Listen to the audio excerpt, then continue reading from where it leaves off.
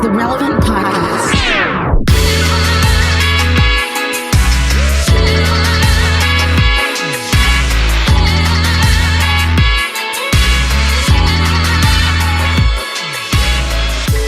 It's episode 959, and it's the Relevant Podcast here in Orlando. I'm your host, Cameron Strang, and joining me from Loverland, Virginia, Jesse Carey. Hello, hello. From Austin, Texas, author, speaker, podcaster, Jamie Ivey. Hey, guys. And from Nashville, Tennessee, artist, producer, and mogul, Derek Miner. Oh, what's up? What's happening? Hey, you know, this is an interesting pivot week for society. We are officially after March Madness. It's done. Award season is done.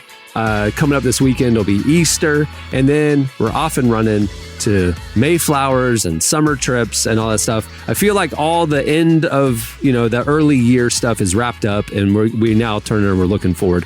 Do you guys have any, pivot moment thoughts, any kind of takeaways from everything society just experienced for the last month before we turn the page? I do, and I particularly a question for Derek here, because we came out of the Grammys, which I thought, it was like basically a week and a half ago. Yeah. Mm-hmm. It was basically a long concert, but there was no one being assaulted, so that was good, at least on stage. Praise God. Yeah. So, but now we're moving into like music festival season, and Lollapalooza released their lineup, and it kind of landed with kind of a dud. Like they have and Coachella this past weekend. Kanye backed out. Kanye backed out. Yeah. And it seemed, and then prior to that, we had the Grammys, which was other than something I just heard about. Did you guys hear about Will Smith and Chris Rock? Unbelievable story there. I don't know if anyone heard this. But like other than that, I feel like the award season was pretty unnotable. No one really cared. And I feel like festival season is also shaping up to be pretty anticlimactic. Yeah. Derek, you're an artist. Like you have a really high degree of awareness of what music fans in particular are looking for, but do you guys all kind of feel like these collective experiential things, I don't know if it's just coming out of a pandemic and lifestyle changes, but it just seems like there isn't the same degree of enthusiasm as there used to be, not just awards and festivals, but kind of these big collective things in general. I don't really know what the cause is, but is that something you guys observed, or is this just, am I kind of off base here? I feel it too. That's a good question. You know what? I feel like because of the pandemic, there hasn't been a lot of like cultural moments. Like there hasn't been a lot of things, because I mean, in order to have those kind of moments, like you kind of gotta be able to go out and do stuff. Like, I mean, there's been less collaboration, people doing stuff over Zoom and all of that good stuff. So I don't know. I feel like I'm more excited to see what it's going to look like 2 years from now, once everybody's kind of like back and free and wide open and all of that. I'm actually on the board for the Grammys in Nashville, and that's behind the scenes, that's one of the main things, is just like, okay, like even the Grammys, we've had to really sit back and think like, okay, like what is the protocol for COVID? I mean, still right now, like what's the protocol for COVID? How does this work out? So it's really, and then also, they're also trying to figure out like what's going on with diversity and trying to make sure the right person gets the award, et cetera, et cetera. So I can't speak for like everything else, but I could definitely speak for that. And I think a lot of artists, I could tell you from my experience as far as making music during the pandemic, it's just been hard to just muster up that. So we haven't really got to, I mean, besides if you're talking about the main just hip hop artists, I mean, we got Kendrick, or we got Kanye, and we got Drake. You know what I'm saying? We haven't really got a lot of like our top echelon artists feeling headline festival headline. Yeah, headliners. So it's like, I think it's hard. And then, you think about it, if I'm Coachella and all of those guys, it's like, well, dang, who knows if there's another COVID spike, what'll happen? Do I, so I don't know. Yeah. It's just, I think we forget we're still in the pandemic a little bit, Yeah. We just came out of South by here in Austin. by the time when this is airing a couple weeks ago. And I don't participate in South by a lot, but just from living here, I could tell that it felt a little like the closest back to normal that, since 2019, the last time South by was, kind of normal.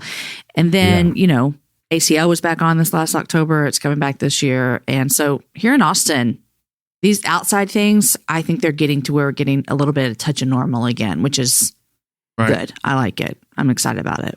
Yeah, it's just hard to gauge like the cultural enthusiasm for big collective celebrations anymore. I think our consumption habits got so niche during the last 2 years. Like we all found our lane. I'm going to inhale that, and the collective moment. We're not driving around, so we're not listening to terrestrial radio. So that top 10 isn't really in our playlist. We get our own playlist and we get our own thing. And I watch this streaming show, not that streaming show. I just feel like we have so many more options now. It dilutes everything. It's great because you can find something that you love and it's not just homogenized, mainstream, generic. It's not another CBS sitcom. You can enjoy this. I think that's part of it, is that we all have got, our taste has evolved, our consumption habits have evolved, and we don't have the shared mass experiences, nor do we necessarily want to go back to that. I don't know. I like the social aspect of it. I like being part of something that's bigger than me. I like going, experiencing new things, but I agree with you. I feel like there's a little bit of a drop off on just the excitement factor to that'll get a big crowd excited, Yeah. Speaking of CBS sitcoms real quick, I'm not really plugged into CBS sitcoms, and it's like, am I the last one to realize this? That Pete Holmes, our friend, I feel like we can call him our friend. He's been in, the relevant world for a long time. I mean, we've had him in the magazine a number of times. He's been on the podcast. I've been to his house. Yeah. Did you see what his new show is on CBS? I just saw a promo for it. He plays a wannabe professional bowler. That is, I haven't seen it, so I can't make any judgment calls. But if you were to ask, hey, Pete Holmes, this kind of very interesting comedian, writer, he wrote a really interesting book. I got to interview him a couple of years ago when that came out about his own personal faith journey. I feel like his podcast, You Made It Weird, is another really interesting show. He's done numerous collaborations with Judd Apatow, including an HBO series, a show about a Midwestern dad who gets laid off from a car assembly line to become a professional bowler on CBS. Is not what I expected, but I'll give it the benefit of the doubt. Hey, you got to get your paycheck somehow, man. I'm sure it pays well. Well, we have a great show in store for you today. Coming up later, we talked to one of our favorite groups, Johnnyswim. Some amazing, exciting stuff coming from them right now. Always excited to have them on the show. Johnnyswim's coming up. Also, we have a very special game. Oh boy, it's just stay tuned. Michael Bay's involved. That's all you need to know. All right, well, stay tuned. Up next, coming up next, it is Slices. And I'm missing you. I'm missing you.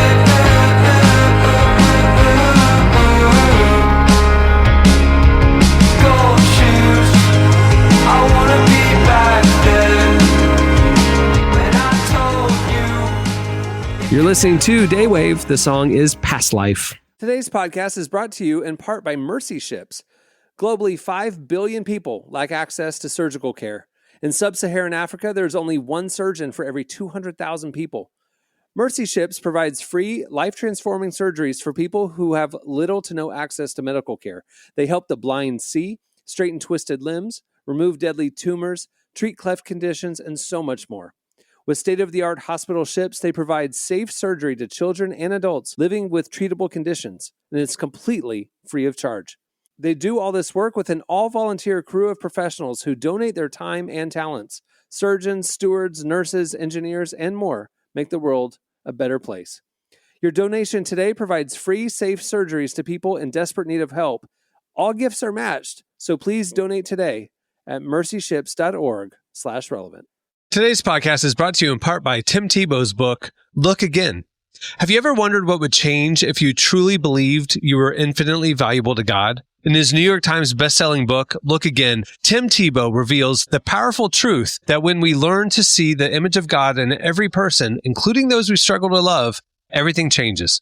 Tebow shares incredible stories from his work with people the world often overlooks, and it will challenge you to stand up to the lies, rediscover the worth that everyone has, and impact the world for good. Find Look Again by Tim Tebow, available now wherever books are sold. Okay, it's time for Baby.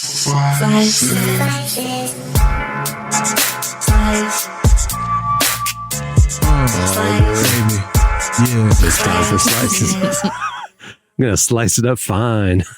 All right, what do you have, Jesse?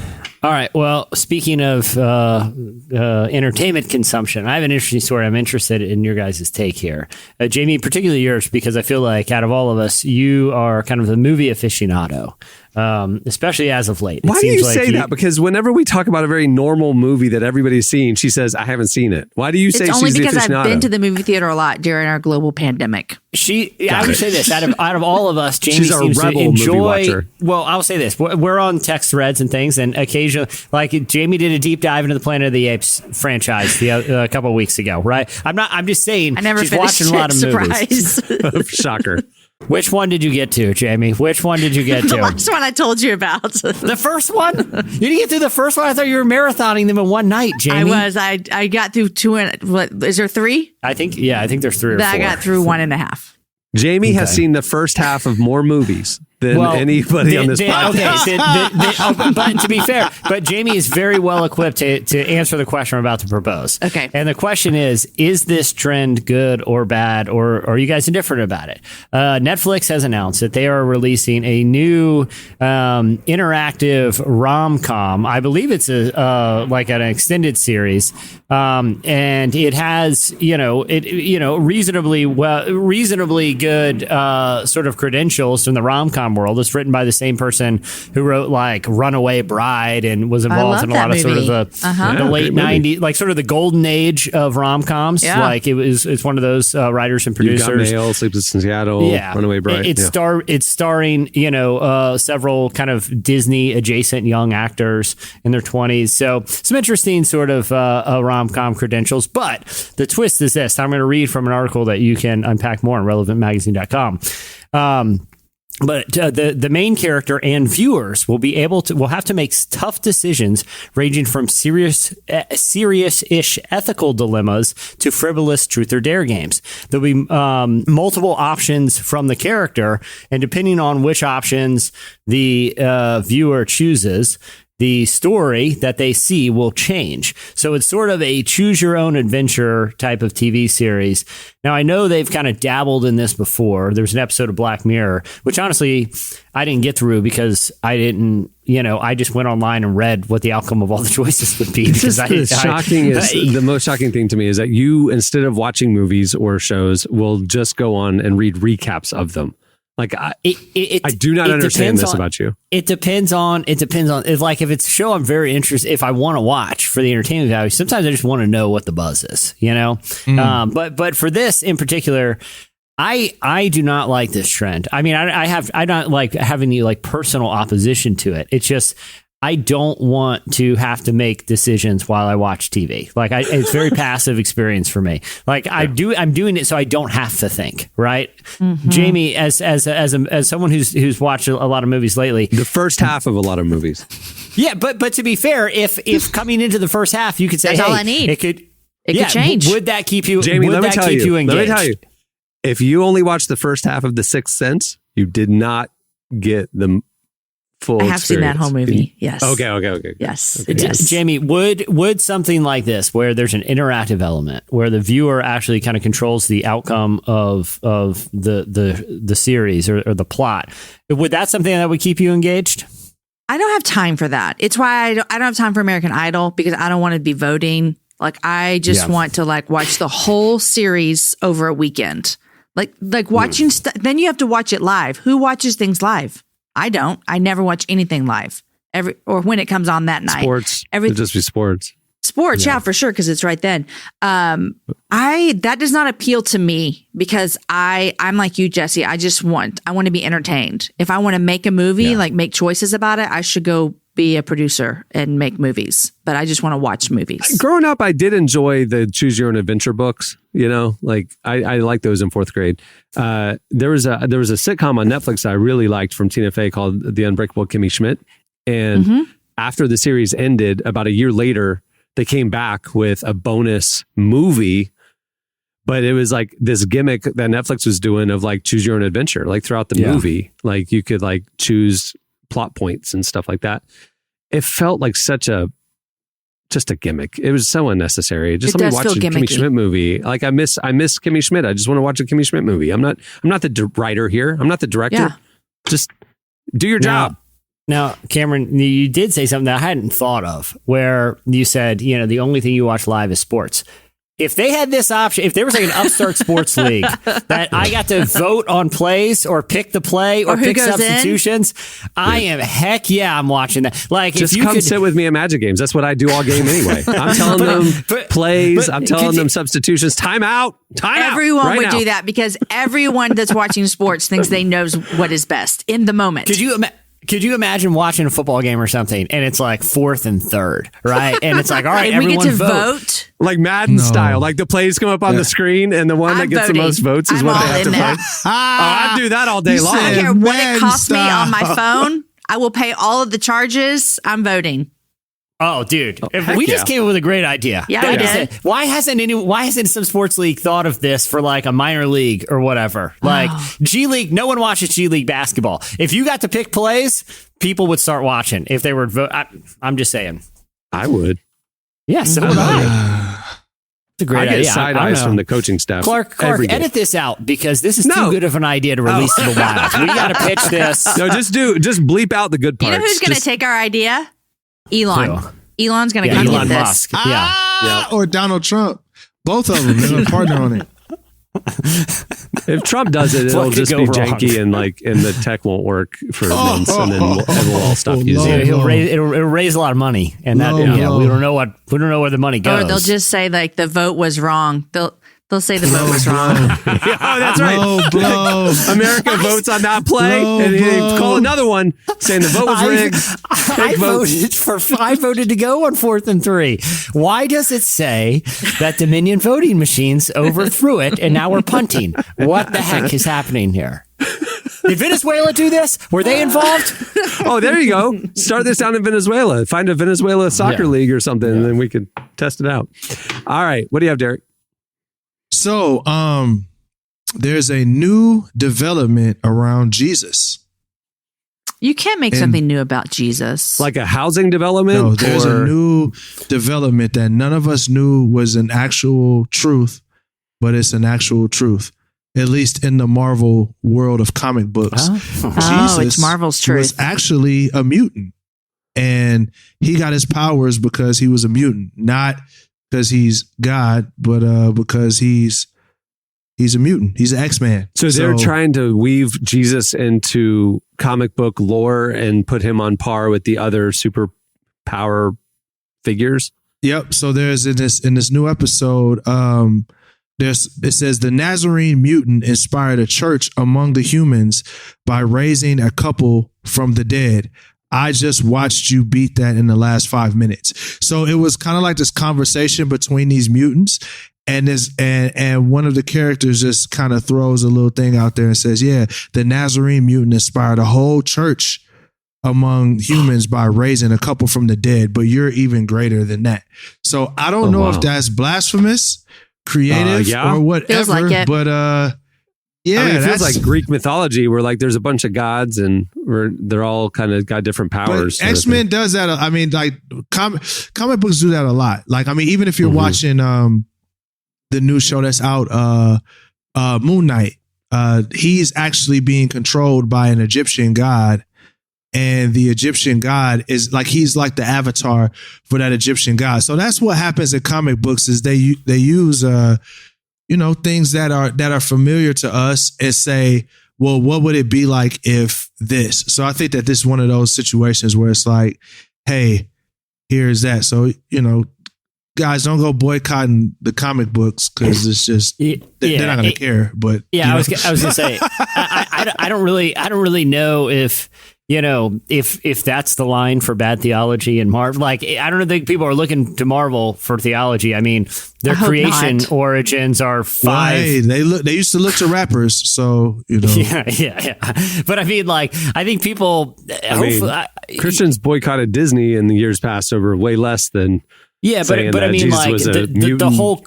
Yeah, but the whole construct of the most of the Marvel movies up to now has been a creation narrative based on 5 powerful stones that, control all these, So it's like, I don't know if they were ever really going for any sort of theological or religious accuracy, because if you try to blend elements of accuracy, the metaphor loses its power, right?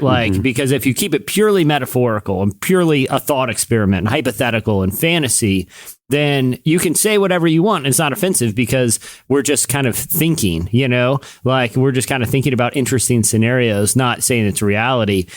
I don't know. I feel like I could see why some people would get offended, but I don't think Marvel's saying we're actually suggesting Jesus was a mutant. But in this alternate fantasy world, what would it be like if people thought he was, Yeah. All right. Jamie, what do you have? Okay, I have something completely different for us that I have been wanting to talk to somebody about, and you guys are going to just have to bear with me for this. You guys, let's get it. Here in my great spring fashion tips. Sorry, here in my great state of Texas, a flamingo was recently spotted that fled a U.S. zoo. It fled a zoo in Kansas 17 years ago. Okay, this flamingo's name is Pink Floyd. And Pink Floyd has been missing from Kansas City Zoo for 17 years. All right. So there must have been a storm that happened because Pink Floyd is number 492. That's his little number on his leg. Another buddy also left that time, number 347, who hasn't been heard from since. But Pink Floyd was recently spotted in Port Lavaca down on the Gulf of Texas. And it is this flamingo that has been missing. Now, I haven't figured out why they didn't get this flamingo and take him back to Kansas City, but I guess they're just letting him be because he's just down here in Texas now living his life. And he has been gone from that zoo for 17 years, you guys. They think he's about 20 years old. Well, they said they just go from different place to different place finding. I mean, these are my questions as well. Like, is anyone driving down I-35 from Kansas and sees a pink flamingo on the side of the road? What's happening? But this flamingo is hanging out in Texas now. Flamingos are pink. I know this from many, many childhood visits to SeaWorld. They are pink. A bunch of pink flamingos. And they're pink because they eat specific kind of shrimp that is pink, and it turns their feathers pink. So and I'm sure in his Kansas zoo environment, he was given that very specific diet that he needs. When he left, what kind of food is he getting on his journey from Kansas to Texas that satisfies what he needs? There's no shrimp. There's no pink shrimp. This is a good question. But now he's down on the Gulf. How did he live is my point. Yeah, I don't know. But he got to the Gulf as fast as he could, and there he is. The most fascinating, this is 17 years. I just Googled, how long life expectancy of flamingo. 4 On years. Average, they live 20 to 30 years. They can live up to 50. A flamingo. Oh, wow. That's, They think Pink Floyd is in his early 20s. I mean, hypothetically, Pink Floyd is midlife right now. He could live another 20 years. He's in his midlife crisis down on the Gulf, and he's loving his life. That's crazy. He's got a little bachelor pad down on the Gulf. Midlife crisis. That's all that's happening. Pink Floyd is just trying to find himself, is what it is. He's just walking from Kansas down to the Gulf of Mexico. It's just crazy to me that he just showed up. Hopping on that one leg, just all the way down with his little hitchhiker knapsack. Listen, he's going through some stuff. He bought a Camaro and a jet ski. He's some midlife stuff. He's working it out. He'll be fine. We'll get him back to Kansas, but he's in a phase right now. Working day and night in Kansas, just said, forget this. I'm going to go retire on the beach. Look, all I need is a little break, 17 years. I'll catch up with you then. Sabbatical. I like it. All right. Well, there's more where that came from. That'll do it for Slices. Stay tuned. Up next, Johnnyswim joins us. Oh, my mind is a mess in the morning. I try to find some forgiveness in my bed, and the more I float away, the more your love fills my day. You're listening to Nick Lang. The song is My Mind is a Mess in the Morning. Whose isn't, Nick? Don't beat yourself up. Today's podcast is brought to you in part by John Mark Comer's book, Garden City, a book that speaks to the tension we all feel between work, rest, and purpose. The New York Times best-selling author John Mark Comer takes us to the scriptures to identify what it really means to be human and flips the script on the idea that who you are matters, not what you do. He shows that God created us for meaningful work and meaningful rest. Both matter. This book helps you ask and answer the big questions. Does God care where I work? Is there a direction for my life? So you can discern God's heart for your calling, your rhythms, and the way His Spirit wants to shape every part of your life. If you're longing for purpose and a more grounded way to live, check out the new hardcover edition of Garden City wherever books are sold. Well, today's show is brought to you in part by the new book, God, the Science, the Evidence. We talk a lot about faith, but how often do we talk about science in the same breath? You might be surprised to discover just how deeply the two actually agree. For centuries, science has been used to dismiss the idea of God, but today an intellectual revolution is underway. Modern discoveries in physics, cosmology, and biology are consistently revealing the same truth: creation isn't an accident. That profound reversal is what engineers Michel-Yves Bolloré and Olivier Bonassi investigate in their international bestseller, God, the Science, the Evidence. This book is a rigorous, evidence-based critique of materialism, inviting you to explore over a dozen scientific, philosophical, and historical domains. It shows that what was once seemed impossible, that science could point to a creator, is now supported by a vast and convergent body of evidence. With over 400,000 copies sold in Europe, this book is sparking a global debate.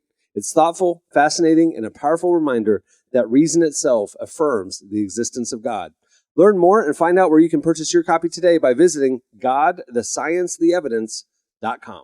Today's podcast is brought to you in part by Erwin McManus's book, The Barbarian Way. Some books don't just inspire you, they confront you. The Barbarian Way, now celebrating its 20th anniversary, is one of those books.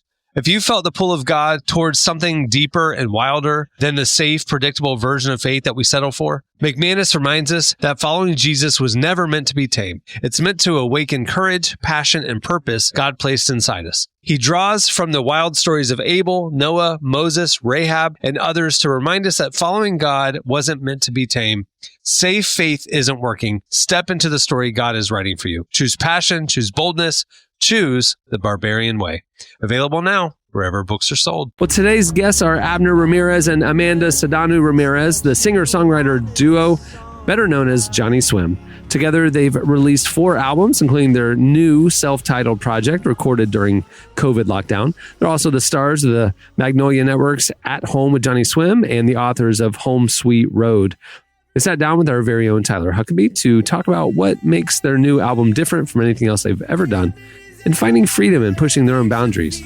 Here's our conversation with Johnnyswim. Heaven is everywhere. Heaven is everywhere. Heaven is everywhere. Can you feel it? Oh, can you feel it? How you doing, guys? Let's just start simple.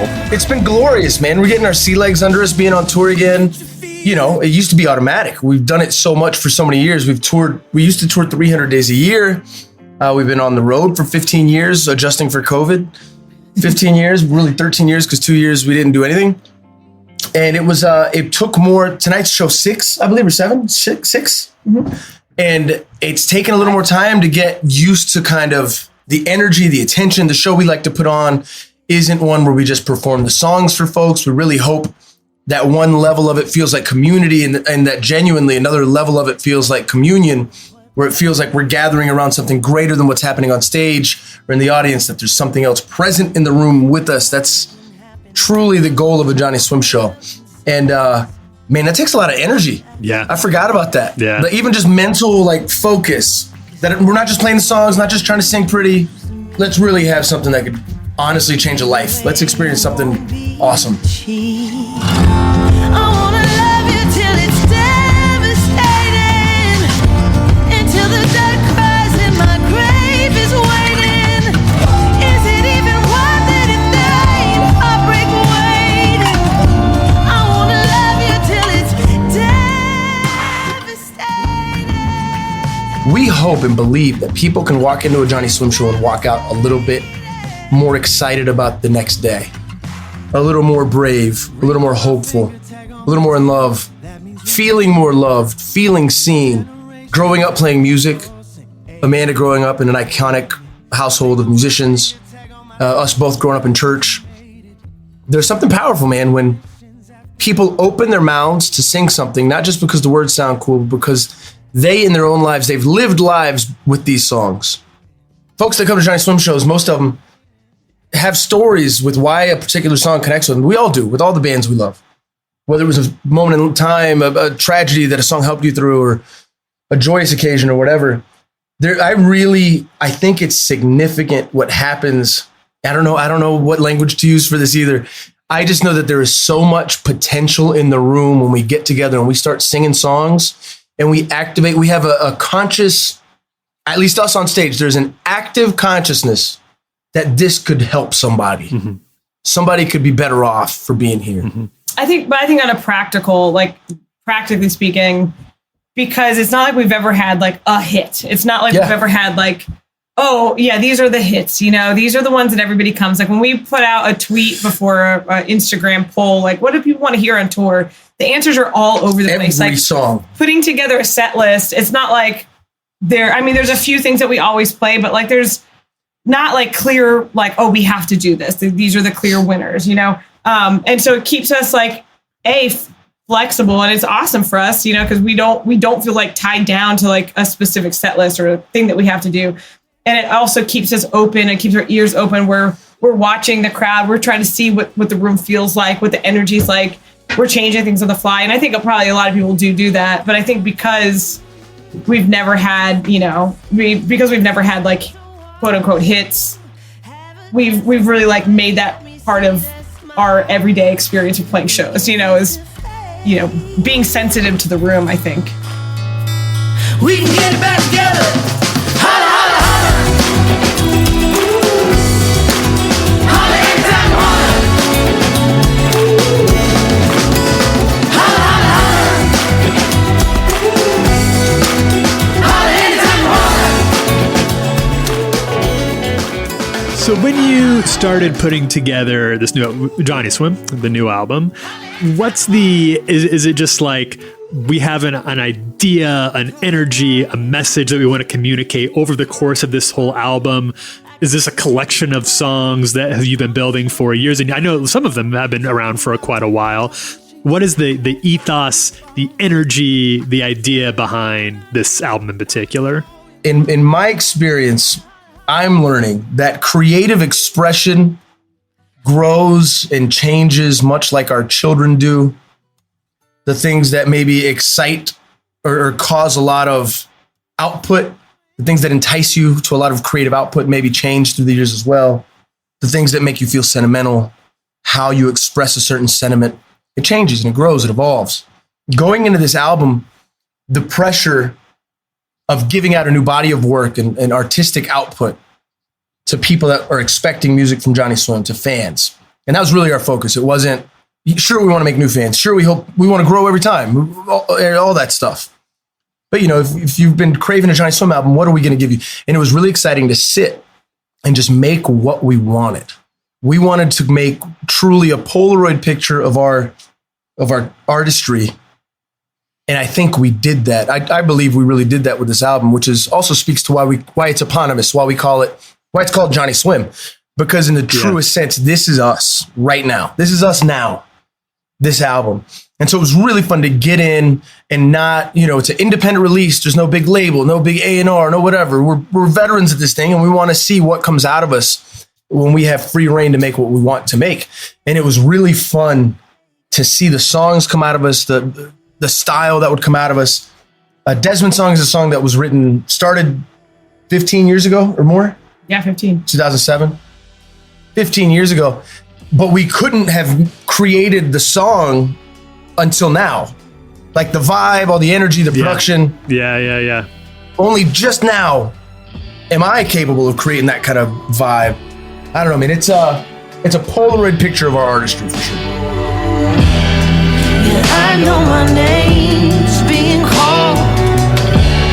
Alarm hasn't stopped going off. Yeah,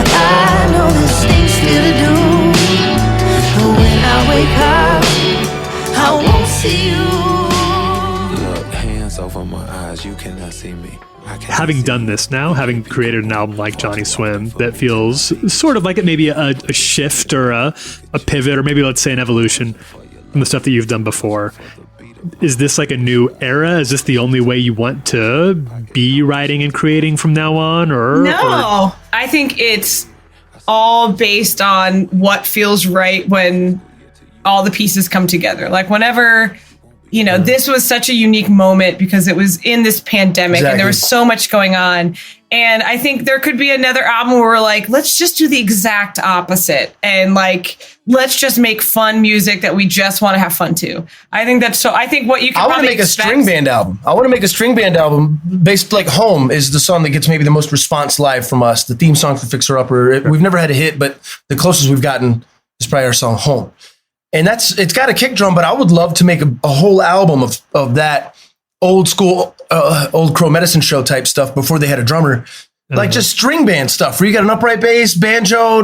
I would make a whole album like that. I think as long as our fans will allow it, we'll probably continue to just do whatever we feel like feels right when we're in this process of writing and creating and do what feels fun, I mean. And I will say this, the album is incredibly honest and creatively honest, but it's as much because of the vacuum of lockdown as any conscious decision.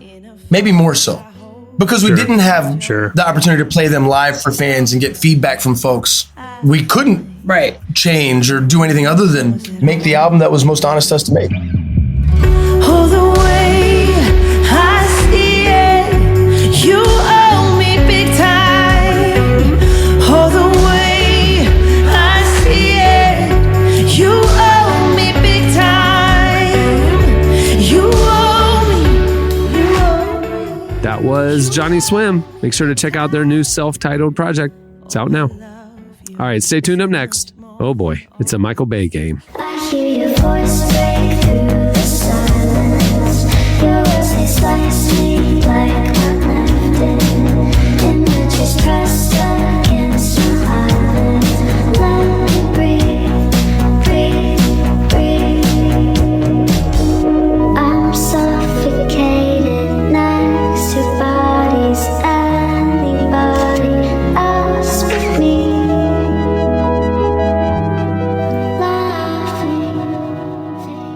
You're listening to Sophie Myers. The song is Let Me Breathe. Okay, it is time for BAYHEM. All right, this is a very special game, very timely game written by our very own Tyler Huckabee. Well, this past weekend, the Baynazance began again with Michael Bay's Ambulance rushing into theaters. The Jake Gyllenhaal vehicle heralds the ever earlier return of summer movies with Michael Bay's signature fast cars, daring stunts, and of course, big explosions. While audiences have been flocking to Michael Bay movies for decades, critics haven't always been as excited, often blasting Bay for thin stories, two-dimensional characters, and plot holes you could drive a Transformer through. In this game, you will be given 4 Michael Bay movies and a line from an actual critic review about one of the movies. You must correctly guess which movie this review was written about. Please note, a movie might be the correct answer more than once.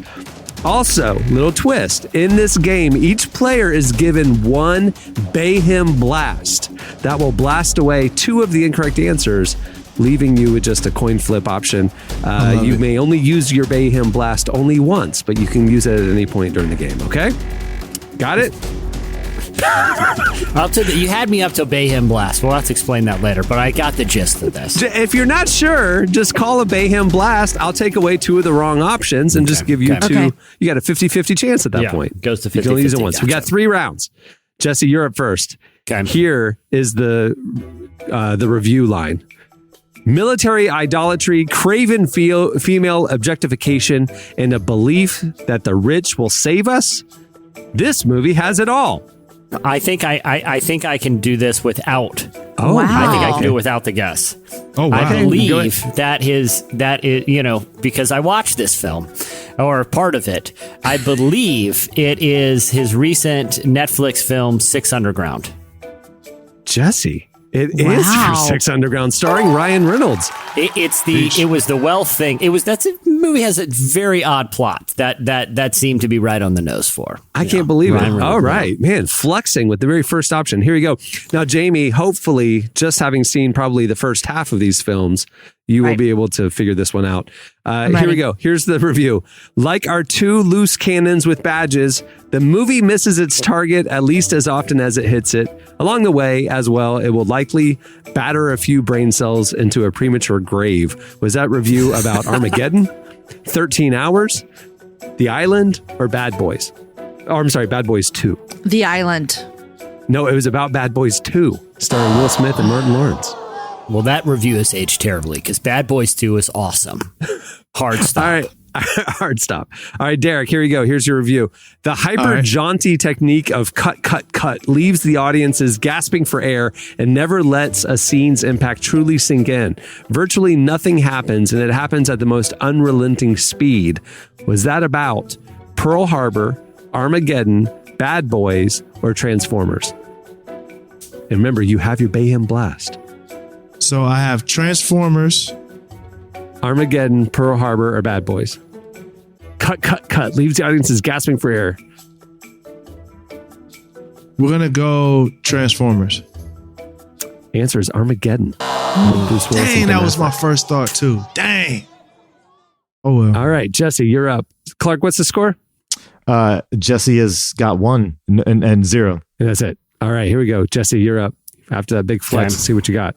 So sci-fi that will effortlessly chew up 2.5 hours of your life if you feel like dropping your guard and expectations. A perfect case study of everything that is overblown, as in blown up, and emotionally empty about so many Hollywood films. Was that about The Island, Transformers, Bad Boys, or Pearl Harbor? I got to be honest. The Island's a little bit of a blind spot. I don't even remember The Island. Ewan McGregor and Scarlett Johansson were in it. Okay. Well, all right, I'm going to go The Island there. It's either Transformers or The Island, but I'm going to go The Island.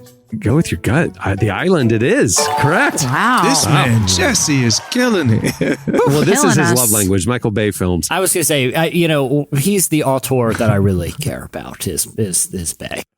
All right, Jamie, here we go. A tepid wannabe Titanic love story under the stewardship of a man whose career has ranged from the emotional depth of an 11-year-old boy all the way up to a 13-year-old boy. Leave it to Bay to reduce one of America's biggest military tragedies into a 3-hour avalanche of Kodak moments. Was that review about 13 Hours, The Secrets of Benghazi? Oh, I'm sorry. 13 Hours, The Secret Soldiers of Benghazi, Pearl Harbor, Bad Boys, or Transformers? I'm going to do 13 Hours. The answer is Pearl Harbor. Ben Affleck and Josh Hartnett. Pearl Harbor. It really Pearl would have come Harbor. together for you in the second half of the movie if you had stayed up. Derek, here you go. Here's your review. Remember, y'all still all have your BAYHEM Blast available. These are two high-energy, likable performers, and yet long passages unwind in which they are terribly boring because they are working without much of a script. Was he talking about The Rock, Bad Boys, Armageddon, or The Island? The Rock. Correct answer is Bad Boys. No, he didn't say that about Bad Boys. Two high-energy, likable performers, but long passages unwind in which they're terribly boring because they are working without much of a script. I don't know. When did he last see Bad Boys? I watched Bad Boys was fire. I don't know what they talking about. That's what I'm saying, dude. I swear to you, I'm not making this up. I did not know we were playing this game today. Last night, I started watching The Rock. It was on TV, on TNT, and I watched it. You can go fact check me. It was on TNT last night, okay? And I was watching it and being like, dude, The Rock still holds up. Michael Bay, he's always had it and always will. Hard stop. Again. Hey, look, I ain't gonna hate. I like The Rock. I thought The Rock was awesome. okay. It was awesome. Yeah, I thought it was. I didn't think it was a bad movie. Jamie's like, there's a car chase? I fell asleep about 10 minutes before that. Okay. So Jesse has 2. Everybody else has 0. But guess what? Anyone's game, because this final round is worth 3 points. So what we should do is end it with Jesse. So we'll give you 2 the other options, because if Jesse gets it and you're out. So anyway, here you go. So Jamie, you're up first. Final round, 3 points. You still have your BAYHEM Blast. Although it strives to appeal to the whole family, it winds up emerging as a kiddie flick on steroids, a big-budget, effects-heavy feature film version of a Saturday morning cartoon. Was that review about Transformers, Armageddon, The Island, or 13 Hours, The Secret Soldiers of Benghazi? I would like to use my BAYHEM blast, please. Oh, Jamie. All right, I can do that, we just right? blasted away two. No, we just blasted away two options. It was we just just so- blasted that was away so 13 easy. hours and The Island. So was that review about Transformers or Armageddon? Derek, I think it's easy too, but this is our last round, right? Yeah, Might as true. well. Last round. Might as well. You can't I'm take gonna- them with you. I'm gonna go with Transformers. That is correct. You're on the board with 3 points, temporarily in the lead. You can't take those All right, here we BAYHEM go. blasts. Derek, here you go. The most enjoyable and the most rewatchable action blockbuster of the 1990s. The most enjoyable and the most rewatchable action blockbuster of the 1990s. That's the review. Is it talking about Armageddon, The Rock, Bad Boys, or Bad Boys 2? Armageddon. It's The Rock. The correct answer is The Rock. Oh, you had your crap. BAYHEM I only know blast. that. I only know that because I watched it last night on TNT, and it was so rewatchable. You had your BAYHEM blasting. You left it on the shelf. You left your You know BAYHEM what? blast. I wanted to do a solo dolo. I didn't want any help. My pride got in the way. Can I also say BAYHEM Blast sounds like a Slurpee flavor? Oh, Like, yeah. I guess I'll go with BAYHEM Blast. It looks kind of limey. At Taco Bell. It sounds like something at Taco Bell. Yeah. They have Yeah, the Baja Blast at Taco Bell. There you and go. then they do, Right. yeah. All right, here we go. Jesse, this is for the win Okay. because Jamie's in the lead right now. Never mind the ridiculous subtitle. It's really just a precursor for what is to come from the rest of the movie, which doesn't even try to play down its idiocy.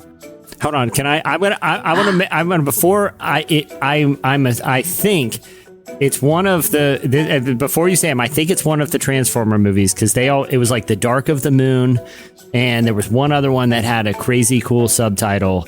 The Is this your final Extinction- answer, okay, Jesse? yeah. No. All right. Let me hear the Okay. choices. Sorry. So I'm going to read the title and subtitles since it's what the review Okay. references. Transformers Dark of the Moon, Transformers Revenge of the Fallen, Transformers Age of Extinction, or 13 Hours, The Secret Soldiers of Benghazi. I got to take the BAYHEM Blast here, please. Okay, so we will take away the BAYHEM Blast, takes away Transformers Revenge of the Fallen and 13 Hours, The Secret Soldiers of Benghazi. So was that review about Dark of the Moon or Age of Extinction? I will go Dark of the Moon. That is correct. You are so 3 for close. 3 with a total of 5 points, beating Jamie and Derek. Congratulations, Jesse. I don't think knowledge of Michael Bay films is something to be very proud of. But I received this honor humbly. Congratulations. Actually, pridefully, very pridefully. I take that back. There's no humility in this. It's all pride. All right, well that'll do it for BAYHEM. Well, before we wrap things up, I want to thank Johnnyswim for joining us today. Make sure to check out their new self-titled album. It's out now, and check them out on tour. They are unbelievable on the road. Also, if you haven't seen the new spring issue of Relevant, make sure to check it out for conversations with some of our favorite artists like Maisie Peters. Madison Pruitt is in there, filmmaker Adam McKay, Channing Tatum, Ryan Reynolds, Shauna Niequist, Bob Goff. It is packed. You can see the ad-supported version for free at relevantmagazine.com. Or if you want to get an enhanced, beautifully designed ad-free version, it's part of your Relevant Plus subscription. Relevant Plus offers exclusive podcasts. This show released early and ad-free. Another podcast called Relevant Plus Conversations, which is full unedited conversations with A-list thought leaders. We also have exclusive content dropping throughout the month. It's a lot of stuff. It's a lot of stuff. Great value. Plans start at just $250 a month, and you can find out more and sign up at relevantmagazine.com. Also, while you're at the site, make sure to check out our daily devotional series, Deeper Walk. It's presented by Lumo. There's a morning devotional email you can sign up for, or you can check it out right there in the faith section on our website. It's a great way to start your day. Also, if you like the show, let us know what you like about it by reviewing it and rating it on Apple Podcasts, Spotify, or wherever you hear us. We love the feedback, and also it helps the algorithm. Also, and if you like the music you hear on the show, you can check out the Heard on the Relevant Podcast playlist over on Spotify. We update it every week. On that note, we'll wrap it. I'm Cameron Strang. I'm Jesse Carey. I'm Jamie Ivey. I'm Derek Miner. All right, we'll see you next time. Have a great week, everyone.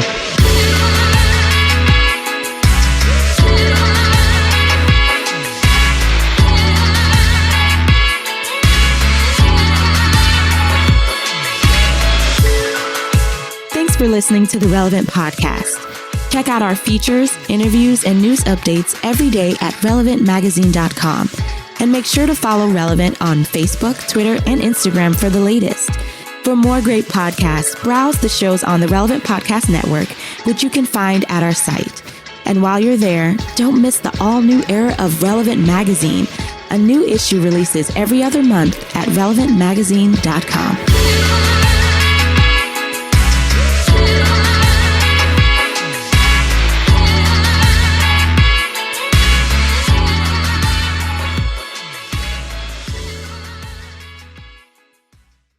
All I need is like a little break, like 17 years. I'll catch up with you then. Relevant Podcast Network.